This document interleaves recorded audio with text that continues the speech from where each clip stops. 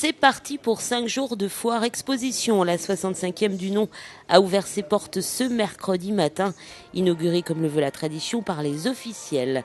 Sur le petit et le grand champ de foire, les quelques 130 exposants se retrouvent donc comme tous les ans pour ce rendez-vous festif, certes, mais aussi commercial. La foire exposition, certains la fréquentent depuis plus de 30 ans, mais pour eux c'est une évidence d'être là. Il faut se montrer, rencontrer ses clients, convaincre les nouveaux et se faire connaître. C'est d'abord une obligation pour nous en tant que Luçonnais. On se doit d'être là, ça fait partie des traditions. Il faut que nous rappelions à nos clients que nous sommes sur place et que nous avons besoin de cette foire pour continuer à œuvrer et puis à développer un petit peu notre activité. Le premier intérêt, c'est des années, ça fait plus de 35 ans qu'on fait la foire déjà. Ensuite, on est juste à côté, Luçon, ça nous touche, on va dire, par rapport au pays de Mareuil. Donc nos clients sont tous aux alentours aussi, donc ça fait un moment de convivialité, de les revoir, de discuter et d'échanger des choses. Mais c'est vrai qu'on pourrait ne pas être là et pour dire, bon, maintenant ça fait quand même 38 ans, c'est ça, 38 ans, hein, donc on est présent. Ça veut dire qu'on est connu, mais non, ça n'empêche pas qu'il faut toujours être là, il y a toujours des nouveaux clients. Ça nous permet aussi de voir des clients qu'on n'a pas spécialement le temps de voir toute l'année et de répondre aussi à leurs questions. Et le plus ancien des commerçants, c'est une figure incontournable de Luçon, Michel Reculot, présent depuis plus de 30 ans sur la Foire Expo. Oui, le plus ancien exposant, mais pas le plus ancien en âge. Donc en exposant, oui, c'est bien ça. Depuis donc, notre première foire, en 1975, on s'est installé à Luçon. On s'est installé en 774 et notre première foire s'est faite le 15 août 1975. Ça a beaucoup changé depuis ces années-là. Je suppose que la foire évolue et on ne fait plus des affaires de la même façon. C'est vrai, c'est-à-dire à l'époque, il y avait donc les tracteurs, c'était une autre foire, on avait beaucoup de cultivateurs qui venaient, c'était vraiment des belles foires.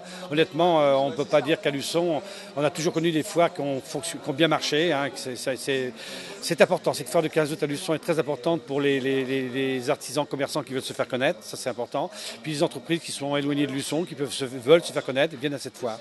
Et si l'on discute beaucoup sur les stands et dans les allées de la foire, la convivialité du lieu ne doit pas faire oublier qu'il s'agit avant tout et pour tout d'un rendez-vous commercial.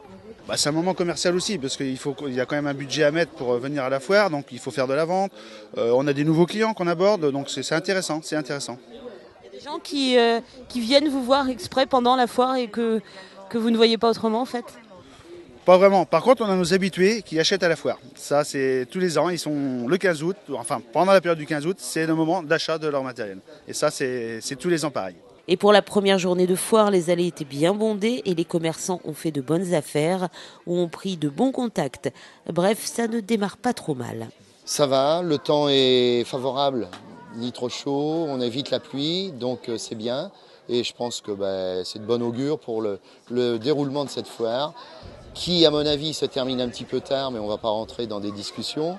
Le 19, c'est la première fois, je suis un exposant de longue date, ça doit être la 37e je pense. J'ai jamais connu une foire terminée le 19 août. Bon, le comité organisateur a souhaité que ça se passe comme ça cette année. On verra, ça peut être favorable, mais bon, disons que c'est quand même un petit peu pénalisant dans d'autres domaines, notamment pour les gens qui attendent leurs vacances avec impatience après la foire du 15 août. Car la foire fermera en effet ses portes dimanche 19 août après 5 jours d'animation. Rappelons que la braderie qui a débuté ce mercredi se poursuit aujourd'hui jeudi dans les rues de la ville. Vendredi, la foire accueillera sa première bourse de pièces auto-moto organisée par l'ASVAM dans l'avenue Wilson. Samedi à 16h30, ne manquez pas le Grand Prix cycliste Denis Davier, une course qui sera devancée par une présentation de voitures anciennes. Et dimanche enfin, la brocante s'installera rue Clémenceau, place du Petit Bout et rue Saint-Mathurin. Sans oublier des animations sur le petit et le grand champ de foire tous les jours. Et rappelons enfin que l'entrée de la Foire Expo est gratuite.